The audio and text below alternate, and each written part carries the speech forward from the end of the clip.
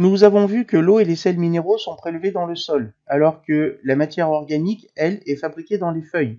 Ça veut donc dire qu'il y a un système de transport qui permet de transporter les différentes substances d'un organe à l'autre dans la plante. Afin de déterminer ces systèmes de transport, je vous propose encore une fois cette petite manipulation. Elle consiste à mettre ici un poireau, donc un poireau dans un verre d'eau coloré, et on observe au bout de quelques minutes que eh bien, la totalité de la tige du poireau va se colorer avec le colorant qui était dans le verre. Donc on peut en déduire la chose suivante, c'est qu'ici, il y a un système de transport qui va se faire du bas vers le haut, autrement dit, depuis les racines jusqu'aux feuilles. Ce système de transport est assuré par, ici, ce que l'on appelle la sève brute, et elle se fait par capillarité, c'est-à-dire que ça a tendance à remonter naturellement dans les vaisseaux du poireau. Cependant, des analyses montrent que la composition de cette sève est différente d'une autre type de sève qui se fait dans un sens inverse, et donc depuis les feuilles vers les racines.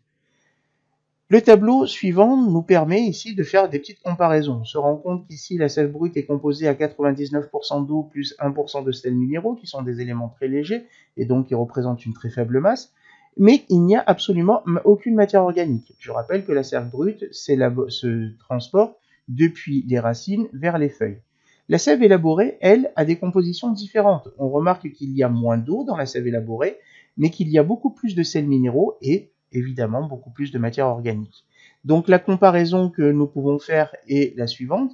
La sève brute ne contient que de l'eau et quelques sels minéraux, alors que la sève élaborée, elle, contient d'autres substances, notamment de la matière organique, qui est bien entendu l'amidon fabriqué au niveau des feuilles.